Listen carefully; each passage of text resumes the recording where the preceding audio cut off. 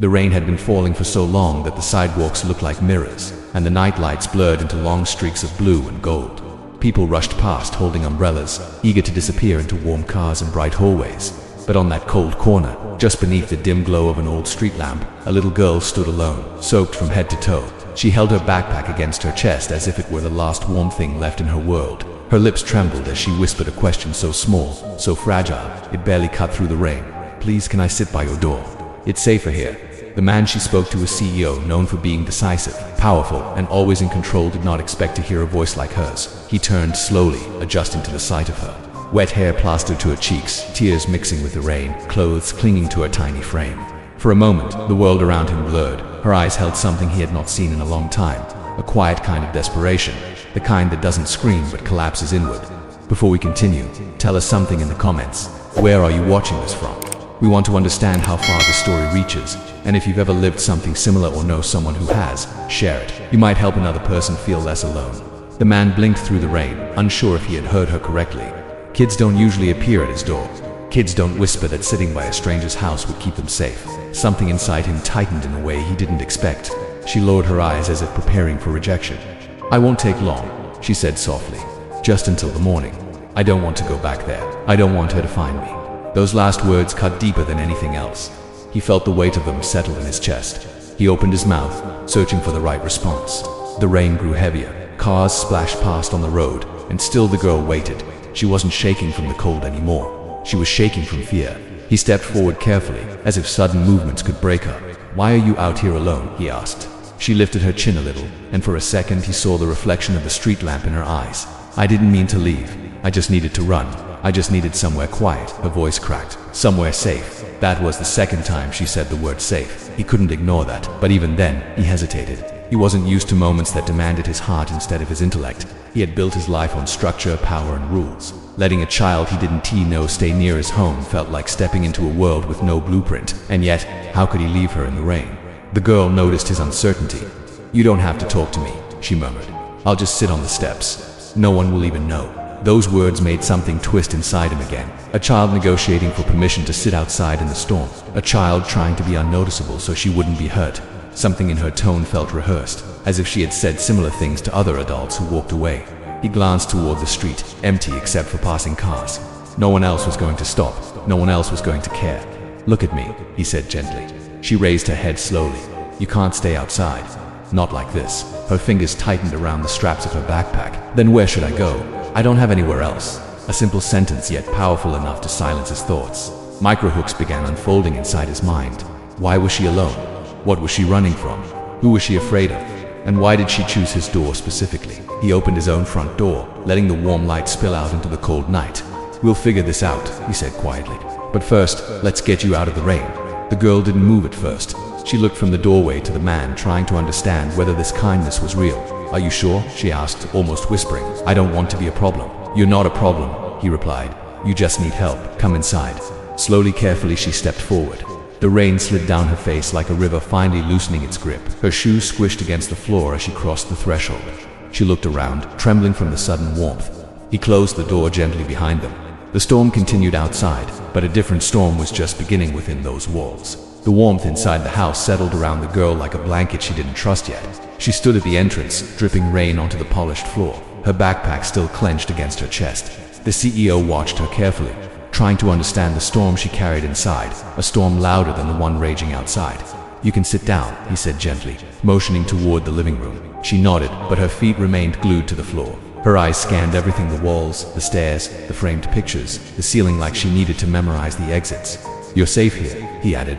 She swallowed hard and finally stepped forward.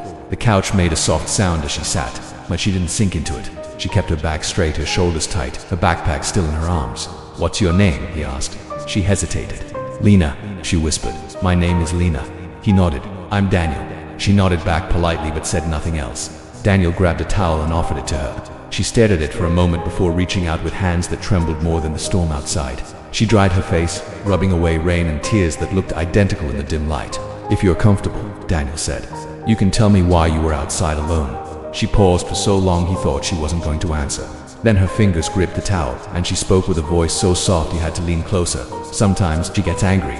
Daniel blinked. "Who, my mom's friend?" Lena said. He moved in after Mom got sick, and when he gets angry, the house gets small. Too small.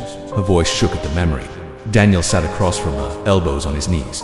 What do you mean, small? Her eyes glistened. He yells a lot, and sometimes he throws things, and sometimes he throws them at me. She paused, drawing a shaky breath. But tonight he wasn't yelling. He was quiet, and when he's quiet, that's worse. Daniel felt his jaw tighten.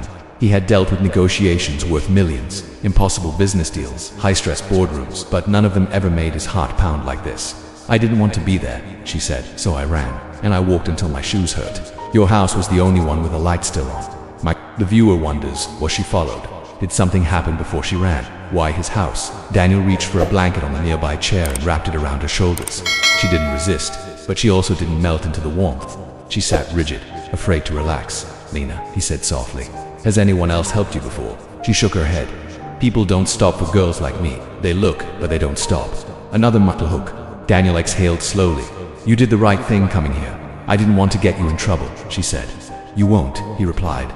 No one who needs help is trouble. Her gaze drifted toward the window. The rain was falling harder now, slamming against the glass in thick sheets. She flinched at a loud crack of thunder. Daniel noticed. Are you scared of thunderstorms? She shook her head. It's not the storm, it's the quiet after. When things stop moving, when people start listening. Daniel realized then, she wasn't scared of noise. She was scared of silence because silence meant danger in her world. He stood. Lena, do you want something warm to drink? She hesitated. You don't have to. I don't want to bother you. You're not bothering me, he reassured her. Come on, hot chocolate. Her eyes widened just a little, like the idea was from another life. I haven't had that in a long time. He led her to the kitchen. She followed slowly, careful with every step as if afraid someone would shout at her for walking too loudly. When he turned on the stove flame, she jumped slightly. Sorry, he said. It's okay, she whispered. I just didn't expect the sound. Another microhook pulls the viewer forward. What happened in that house that made her react this way? He prepared the hot chocolate and placed the mug in front of her. The steam curled gently upward.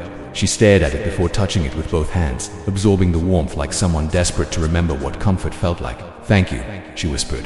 You're welcome, he said. Lena, does your mom know you're gone? She stared into the mug. My mom passed away 6 months ago. Daniel inhaled sharply. I'm sorry, Lena, I really am. Her voice cracked. I didn't have anyone else. That's why he moved in. He said he would help take care of me, but he lies.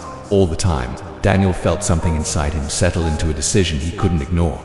You're not going back there tonight, he said. She looked up, startled. You mean, I can stay here, for now, yes? Until we figure out how to keep you safe. For the first time, something in her posture softened. But somewhere in the back of Daniel's mind, he felt it.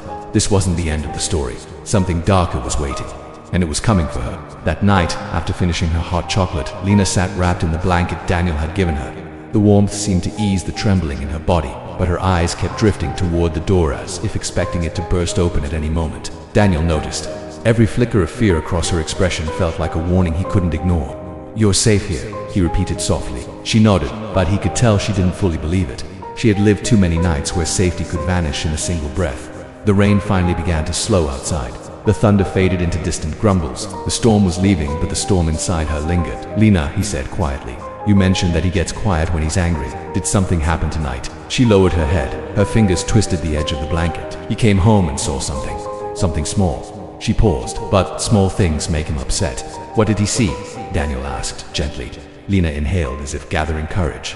My mom had a photo of me and her in a little frame on the shelf. It always made me feel safe, like she was still close. He said I kept too many reminders of her. Her voice trembled. He knocked it off the shelf. It broke, and then he told me to throw it away.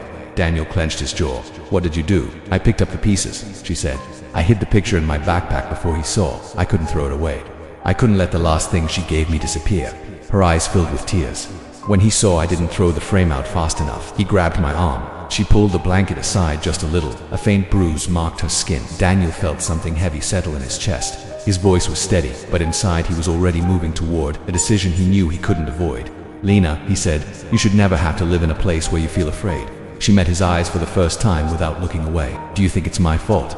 She whispered. No, he said firmly. None of this is your fault. That moment those words seemed to shift something in her, a crack in the armor she had built to survive.